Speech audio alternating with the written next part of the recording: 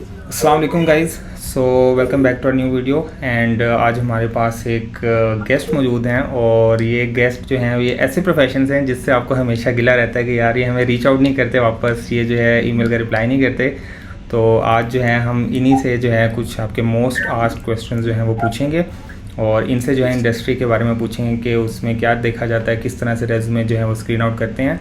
तो first of all thanks a lot Taimur sahab के आपने हमें टाइम दिया एंड क्योंकि मैंने तकरीबन 20+ लोगों को रीच आउट किया था और उनमें से सिर्फ आप ही थे जिन्होंने मुझे रीच आउट बैक किया और कहा कि जी मैं अवेलेबल हूँ। तो सबसे पहले अगर आप अपना इंट्रोडक्शन दे दें, आप कब से इस टेक इंडस्ट्री में हैं और कब से आप कर रहे हैं और किस किस कंपनी के साथ आप लिंक्ड हैं, तो वो ज़रा अच्छा हो जाएगा। Assalamu alaikum. First of all, Zahid, thank you so much for having me. It was I was very excited to be a part of it. और जैसे आपने कहा कि आपने काफ़ी लोगों को रीच आउट किया, माइट भी वो बिजी होंगे मेरी तरह। मैं खुद भी अभी जॉब पर ही मौजूद हूँ, जॉब की लोकेशन पे ऑफिस से ऑफ हो चुका है 6 PM पे, लेकिन I am just still here for you. Thank you. And coming back to my introduction, my experience, my full name is Taimur Asif. I'm almost 28 years old. I have almost 6 years of experience in HR domain. I started working at the age of, I guess, 21 or 2 while doing my master's from Superior back 2020. I completed in accounting and finance. And while doing my master's in the morning, I used to be in my first job at UFON. And वहाँ पे मैंने 1.5 साल काम किया। Then Ufone से मैंने resign किया just to clear my finals in the university.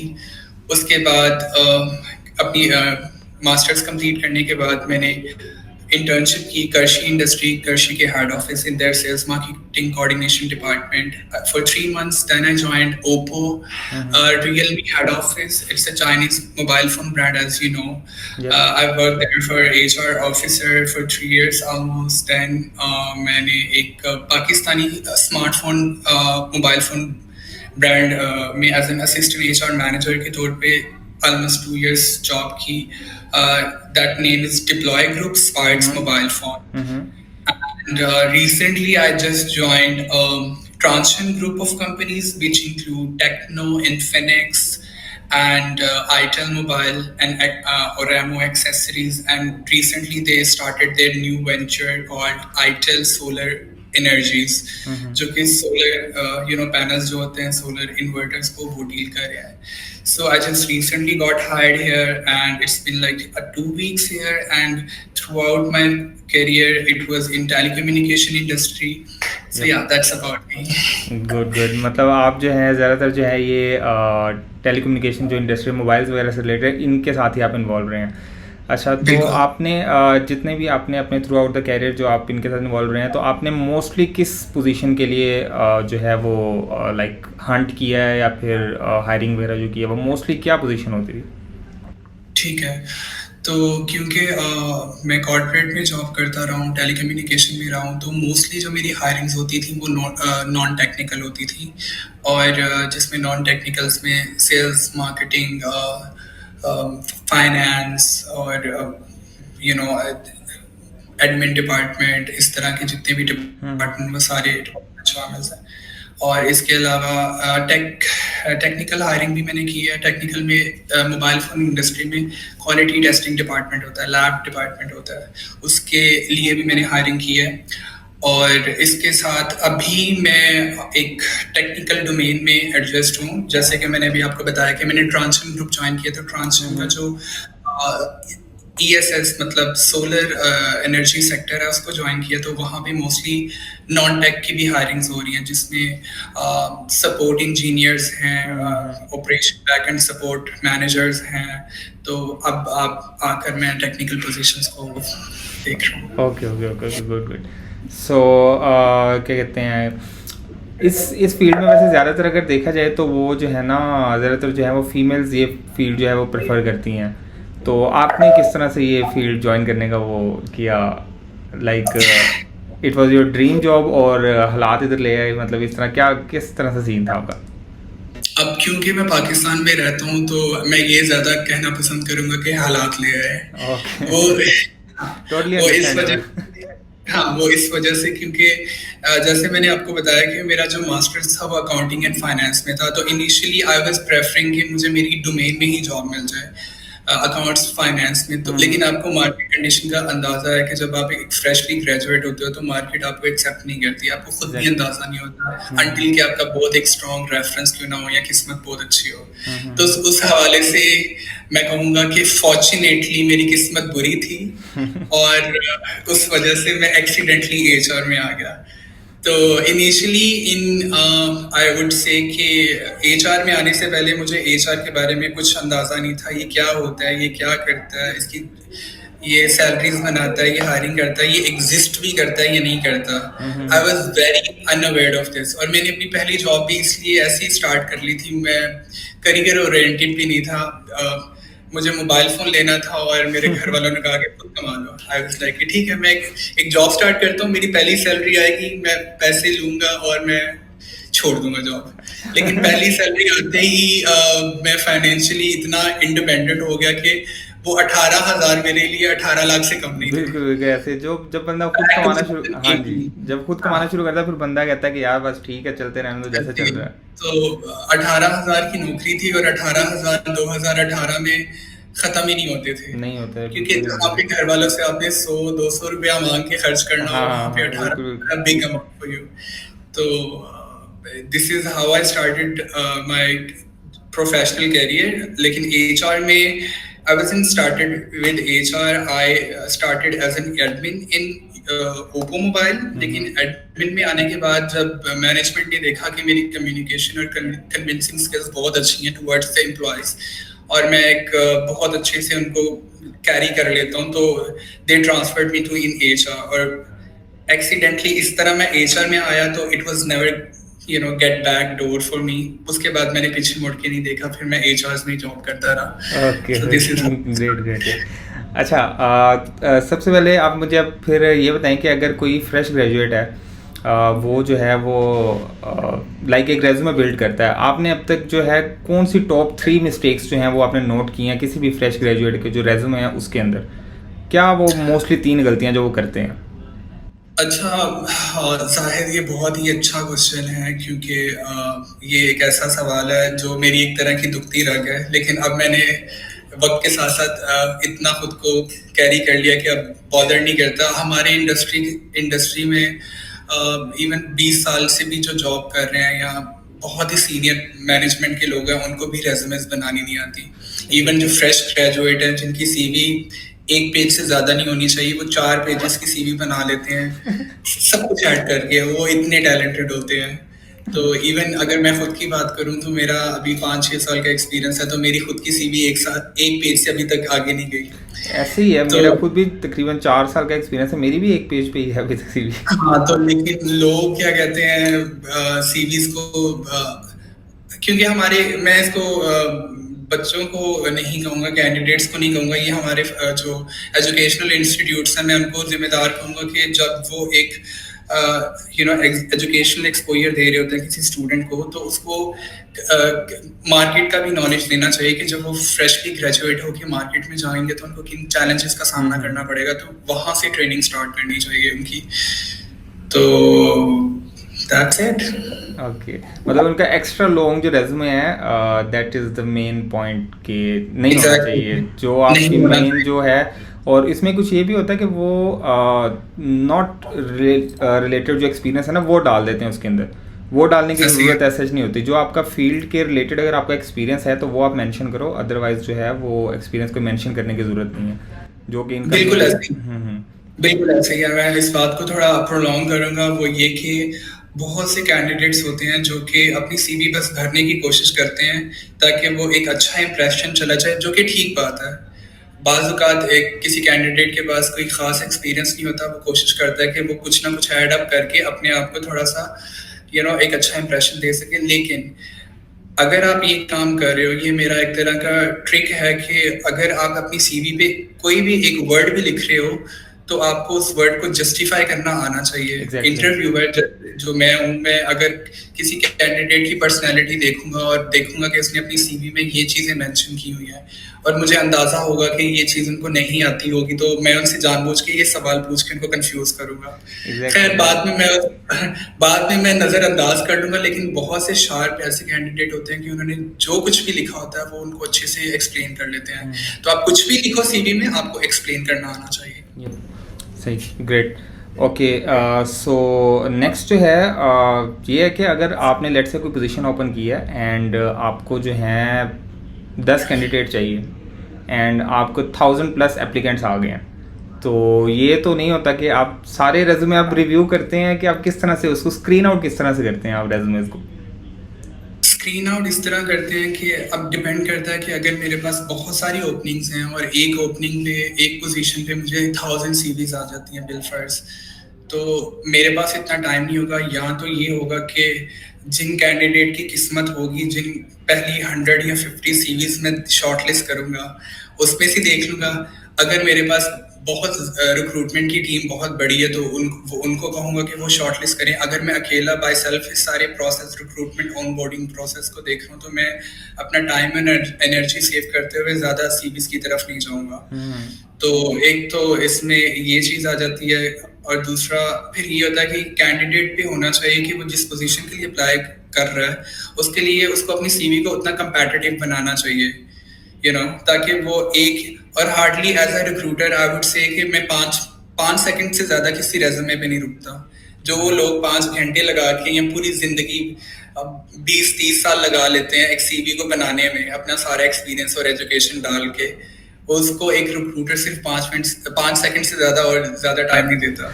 आप 5 सेकंड में ऐसा सीवी में क्या देखते हैं कि जिसकी बेस पे आप उसे जज करते हैं कि यार इसको मैंने बुलाना है, आगे मैंने शॉर्टलिस्ट करना है कि नहीं करना? उस 5 सेकंड में मैं ये देखता हूँ, अगर कोई फीमेल है तो अगर मोस्टली फीमेल्स का डिस्टेंस होता है, और अगर मेरी कंपनी की पॉलिसी है कि मैं फीमेल्स को पिक एंड ड्रॉप दे रहा हूँ या अलाउंसेस दे रहा हूँ, तो मेरे लिए उस फीमेल का डिस्टेंस मैटर नहीं करेगा, और अगर नहीं दे रहा तो उस फीमेल का डिस्टेंस मैटर करेगा। पहली चीज मैं ये देख लूंगा, जस्ट एन एग्जांपल। दूसरा ये कि उसकी एजुकेशन किस यूनिवर्सिटी से है। लेकिन इसका मतलब ये भी नहीं है कि मैं वहां पे डिस्क्रिमिनेट करूंगा कि जी ये एक सस्ती या एक ऐसी गवर्नमेंट यूनिवर्सिटी से है तो मैं इसको बुलाऊंगा नहीं, ऐसा नहीं है। मेरा माइंडसेट एक लम्स या एक बहुत ही महंगी यूनिवर्सिटी के स्टूडेंट के लिए भी सेम पर्सपेक्टिव है, और एक गवर्नमेंट यूनिवर्सिटी कह लो, या एक हमारा माइंडसेट एक बना हुआ है कि जी एक चीप यूनिवर्सिटी के, हाँ मैटर जरूर करता है। लेकिन मैंने ऐसे बहुत से स्टूडेंट्स देखे हैं जो कि एक गवर्नमेंट यूनिवर्सिटीज के भी अब आके बच्चों को बहुत एक्सपोजर मिल रहा है, वो बहुत खुद को ग्रूम कर रहे हैं। तो उस सीवी में मैं उनकी एजुकेशन देखूंगा, उनका रेलेवेंट एक्सपीरियंस देखूंगा, इंडस्ट्री में कितना, और उन्होंने एक कंपनी में कितना टाइम गुजारा है, कितनी दफा उन्होंने कितने ड्यूरेशन में कितना जंप लिया है, तो ये चीज मैटर करती है। तो अगर तो कोई फ्रेश ग्रेजुएट्स जो हैं वो अप्लाई करते हैं और काफ़ी सारे अप्लाई करते हैं, तो आपने कभी उनको CGPA की बेस के ऊपर वो किया है शॉर्टलिस्ट? नहीं, कभी भी नहीं किया, क्योंकि मैं खुद कहूँ तो मेरा खुद का CGPA बहुत बुरा था, बहुत बुरा था। इतना बुरा नहीं था, लेकिन it was around 70%, which is not that good to be honest in the university। क्योंकि अगर मेरी बाकी क्लास में 80% 90% आ रहा है, तो 70% वाला 2.9 आउट ऑफ 4 वाला इतना कोई अच्छा नहीं कंसिडर होता। लेकिन मैंने अगर किसी का 2.5 भी है तो वो मेरे लिए मैटर नहीं करता। CGPA never matter for me. बाकी रिक्रूटर्स के लिए शायद करता, वो कैंडिडेट्स को जज करते हो, लेकिन मेरे लिए ये मैटर करता है कि वो CGPA लेने के बाद उसकी पर्सनैलिटी कैसी है, उसका जो नॉलेज स्किल है, एक सॉफ्ट स्किल है, हार्ड स्किल है, वो कैसा है उस पोजीशन के लिए। तो दैट्स मैटर फॉर मी। अच्छा, अक्सर एक चीज़ ये नोटिस की है मैंने कि लाइक अगर हम किसी पोजीशन के लिए अप्लाई करते हैं तो एक फर्स्ट स्क्रीनिंग फ़ोन कॉल होती है। उसमें आप किस तरह से जो है वो कैंडिडेट को असेस करते हैं, उसकी कम्युनिकेशन स्किल्स को देखते हैं, या फिर उसमें किस तरह से जो है उस चीज़ों को लेके चलते हैं, और उस पर आप किस तरह से डिसीजन बनाते हैं कि यार इसको आगे मैंने इंटरव्यू के लिए बुलाना है कि नहीं बुलाना? ठीक है, सो जाहिर ऐसा होता है कि एज अ रिक्रूटर जब आप बहुत से लोगों से इंटरेक्शन कर लेते हो और आपको रोजाना की बुनियाद पे बहुत से लोगों से मिलना होता है, तो आप एक साइकोलॉजिकली बहुत स्ट्रांग हो जाते हो। आप किसी भी सीवी को देख के किसी भी बंदे का एक परसेप्शन बना लेते हो कि ये बंदा हकीकत में ऐसा हो सकता है। तो मेरे लिए भी यही होता है, सीवी देखने के बाद मैं अपना एक परसेप्शन बना लेता हूँ कि मेरे लिए ये कैंडिडेट इस लेवल पे होना चाहिए। तो कॉल के बाद जो फर्स्ट उसको कॉल जाती है, उस कॉल पे मेरे अगर वो परसेप्शन पे पूरा उतरता है तो वो ठीक है, जिसमें मैं मोस्टली उसकी कम्युनिकेशन स्किल्स जज कर रहा होता हूँ कि वो उसने जो सीवी भेजी है उसको वो किस तरह वर्बली एक्सप्रेशन दे रहा है। अगर वो अपनी सीवी को एक्सप्रेस कर लेता है तो he is good to go. Okay okay, that's good. अच्छा, उसके बाद जो है आपने लेट्स से कोई पोजीशन ओपन की है एंड उसके लिए आपको हंट करने हैं कैंडिडेट्स, तो आप कौन सा जो प्लेटफॉर्म है वो प्रेफर करेंगे? ओके, सो इसके लिए डिपेंड करता है कि वो कौन सी पोजीशन है, क्योंकि अब हमारे पास मोस्टली जो एक टिपिकल प्लेटफॉर्म्स हैं जो सारे रिक्रूटर्स यूज करते हैं फॉर लोकल रिक्रूटमेंट, वो एक रोजी का अकाउंट है, वो इंडीड का अकाउंट है, वो लिंक्डइन का अकाउंट है। तो रोजी के अकाउंट पर भी काफी हद तक सीवीज मिल जाती हैं, लेकिन जो मैंने हेड हम सीनियर मैनेजरियल लेवल पोजीशंस को हायर करना होता है, क्वालिटी सीवीज लेनी होती है, वो मुझे लिंक्डइन से मिलती है। तो मेरा मशवरा और मेरा सजेशन हर स्टूडेंट को यही होता है कि वो अपनी स्टडीज के दौरान ही अपना लिंक्डइन का अकाउंट बना ले और देखे प्रोफेशनल्स को कि उन्होंने अपना अकाउंट किस तरह मेंटेन किया हुआ है। और जब तक वो ग्रेजुएट हों वो ज्यादा से ज्यादा अपने कनेक्शंस बिल्ड कर चुके हों, ताकि जब वो मार्केट में आए तो उनको जॉब ढूंढने में या जॉब अप्लाई कैसे करते हैं और किन किन वेबसाइट्स पे जॉब अवेलेबल है वहां पे उनको मसला ना हो। तो लिंक्डइन मेरे ख्याल से सबसे अच्छा और सबसे बेहतर प्लेटफॉर्म है, लेकिन जब आप फ्रेशली ग्रेजुएट हो तब आपको जितने प्लेटफॉर्म हो सके आपको वो ज्वाइन करने चाहिए, क्योंकि यू नेवर नो कि कहाँ से आपको कॉल आ जाए। तो हर जगह पे आप बस आंखें बंद करके नहीं, ये तो रिक्रूटर्स के लिए मसला हो जाता है लेकिन रेलेवेंट पोजीशंस पे अप्लाई करें। Okay okay okay. अच्छा, एक पोजीशन पे अगर एक बंदा डायरेक्टली अप्लाई कर रहा है और एक बंदा जो है वो किसी रेफरल के थ्रू आ रहा है, तो कौन सा जो है किसके ज़्यादा चांसेस होते हैं? अच्छा, डिपेंड करता है। अगर आपने उनमें से एक ही बंदे को बुलाना है इंटरव्यू के लिए, आपने एक ही बंदे को बुलाना, मैं ये नहीं कहूंगा कि अगर जी मेरे पास किसी रेफरेंस से सीवी आई है तो मैं उसको रिजेक्ट कर दूंगा, ऐसा नहीं है। क्योंकि मैं I be very honest and realistic with you, reference और कनेक्शन बहुत मैटर करता है। बाज़ औक़ात किसी बंदे का एक्सपीरियंस बहुत ज़्यादा होता है, बाज़ औक़ात किसी सिचुएशन में आपका जो रेफरेंस है वो उससे ज़्यादा स्ट्रॉन्ग होता है। आप चाह के भी उसको, जब आपका सीईओ का रेफरेंस हो किसी पोजीशन का, आपको जिन्होंने हायर किया है या जिनको रिपोर्टिंग हो, जब उसका रेफरेंस आ जाता है किसी पोजीशन के लिए तब भी डिफिकल्ट होता है। लेकिन मैं आपको अपना ज़ाती एक्सपीरियंस बताऊंगा कि इससे पहले जहाँ पे मैं जॉब कर रहा था, अपने पास एक्सपीरियंस भी, तो I was somehow directly reporting to CEOs भी, तो मुझे समटाइम वहाँ से भी सीवीज आती थी, लेकिन मैं उस पर्सन को रिजेक्ट कर देता था, मैं उस सीईओ तक जाने नहीं था देता। और उसके बाद जब हम उससे रीजनिंग पूछते थे कि जी आपने इसको रिजेक्ट क्यों किया, तो मेरे पास एक अच्छी खासी फीडबैक होता था कि ये मेरे सॉलिड पॉइंट्स हैं, अगर इसके बावजूद भी आप इसको हायर करना चाहते हैं तो ये आपकी जिम्मेदारी पे आप हायर कर रहे हैं, अदरवाइज ये मेरी तरफ से रिलायबल रिसोर्स नहीं है। तो फिर वो उसके बावजूद, मेरे ये फीडबैक के बावजूद भी उस पर्सन को बुलाते थे, इंटरव्यूज करते थे और उसके बाद फिर रिजेक्ट करते थे तो और इसी तरह अगर मैं अपना पर्सनल एक्सपीरियंस दूं तो मेरी क्लासमेट कुछ थे जो कि मुझे लगता था वो पढ़ाई के हवाले से और प्रोफेशनली बहुत स्ट्रांग है, तो मैं जिन कंपनीज में गया मैंने उनको रेफर किया और अपने एक्स कोलीग्स को भी मैं रेफर करता रहा हूँ। जहाँ पे मैं जहाँ जॉब करता रहा हूँ मुझे पता है कि मेरा एम्प्लॉय फर्दर फ्यूचर में मेरे लिए काम आ सकता है मेरी न्यू कंपनी में, अगर वो पोजीशन उसके जेडीज के अलाइंड है तो मैं उनको जरूर रेफर करता हूँ। Okay okay, good good. अच्छा, एक जो मोस्ट कॉमन क्वेश्चन जो है वो जो अक्सर आजकल के बच्चे पूछते हैं, वो कहते हैं कि हमारे पास स्किल्स हैं लेकिन हमारे पास डिग्री नहीं है, तो इससे रिलेटेड आप क्या कहेंगे कि स्किल्स ज़्यादा मैटर करती हैं कि डिग्री जो है वो होनी चाहिए लाजमी, इसके बगैर कोई गुजारा नहीं है?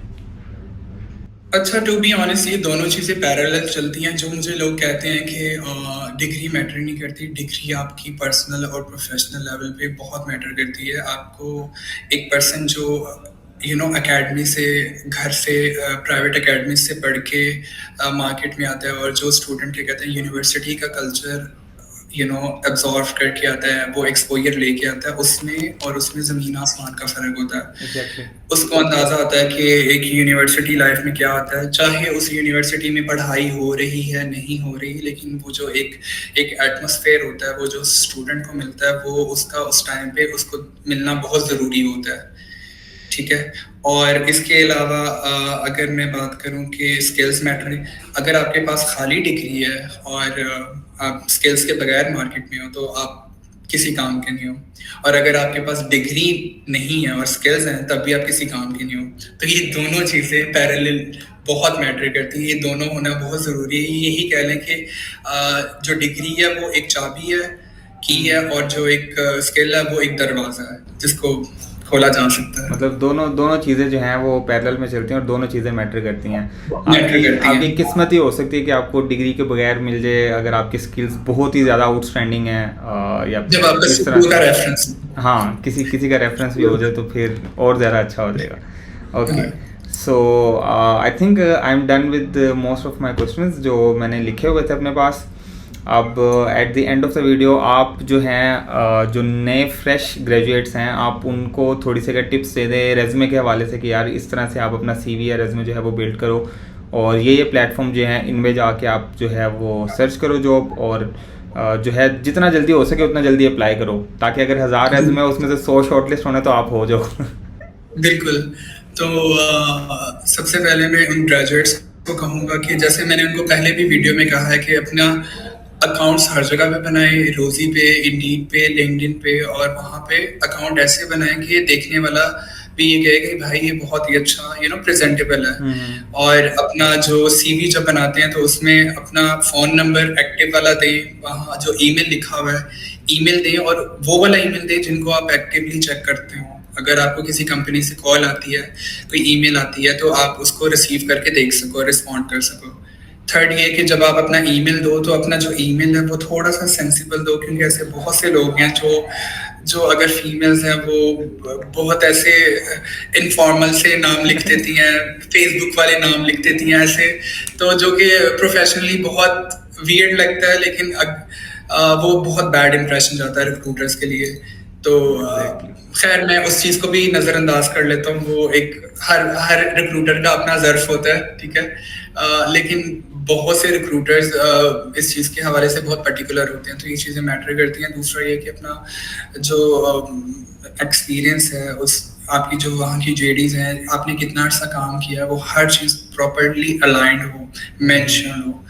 तो CV बहुत ही कंपोज, शॉर्ट होनी चाहिए। आपके आने वाले जो पहले 5-6 साल होते हैं उसमें तो एक पेज की CV इनफ होती है, उसमें आपकी हर चीज़ आ जाती है। Exactly. और अपनी जो लैंग्वेजेस होती हैं वहाँ पे आपको लिखने की ज़रूरत नहीं होती कि यू कैन स्पीक उर्दू। अगर पाकिस्तान में हो तो हमें अंदाज़ा है कि सबको पता है कि आप उर्दू बोल सकते हैं। ऐसे ही है। और अगर आप अपनी CV पे ये लिख रहे हो कि my hobbies are book reading, तो आपको इंटरव्यू में बात वक्त पूछा जा सकता है कि आपने आखिरी दफ़ा कौन सी किताब पढ़ी है। कह रहे हैं केमिस्ट्री फिजिक्स की बड़ी होगी। हाँ, तो एक बुक लवर जो सा होता है उसको किताबों के हवाले से नॉलेज होता है। तो ये बहुत ही रियलिस्टिक कुछ अप्रोच है जो कि मैंने खुद भी अपने करियर के स्टार्ट में गलतियां की थी। मैं ये सारी वो चीज़ें बता रहा हूँ जो मैं खुद फेस कर चुका हूँ। Exactly. तो मैं कोशिश यही करूँगा। दूसरा, इसके अलावा अपने आप को कोशिश करें कि ग्रेजुएशन तक या ग्रेजुएशन से पहले अपनी नेटवर्किंग स्ट्रॉन्ग कर लें, क्योंकि आपके स्किल्स और आपकी नॉलेज मैटर करती है, लेकिन आज के कंपेटिटिव दौर में आपकी नेटवर्किंग उससे ज़्यादा मैटर करती है। Yup, exactly. एक छोटा सा क्वेश्चन जो रह गया वो ये है कि फ्रेश ग्रेजुएट्स जो कहते हैं यार ना हमारे पास कोई प्रोजेक्ट्स हैं दिखाने के लिए, ना हमने कहीं पर काम किया, तो फिर हम अपनी CV में क्या डालें, हम क्या लिखें अपनी CV में, तो उसका क्या जो है आंसर होगा?